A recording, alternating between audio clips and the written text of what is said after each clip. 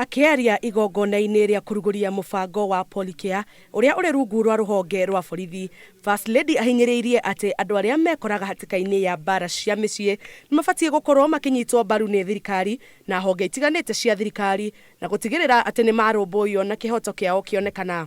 It is my hope that Policare centers will be swiftly replicated across the country so that victims and survivors of GBV have access to the full spectrum of services available to them.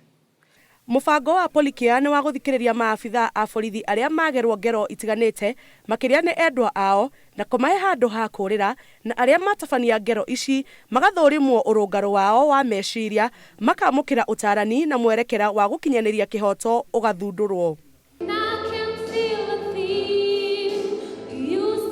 Oho nĩ acokeirie maabitha a borithi ngatho nĩ wĩrutĩri wao wa gũteithĩrĩria na kũgitĩra mũingĩ.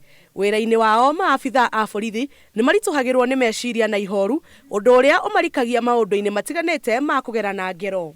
I pay special tribute to the National Police Service leadership for this initiative and wish you success as you implement this new response system. Minister wa ũgitĩri Fred Matiang'i ũrĩa uma kĩgomano-inĩ gĩkĩ nĩ ongereire atĩ mũbango wa Policare nĩ ũmwe wa mogarũrũku marĩa marathiĩ na mbere rũhonge-inĩ rwa maabitha a borithi. We have capacity as police, yes, but we will not do it alone. And that's why I'm so grateful that the Gender Commission is in this.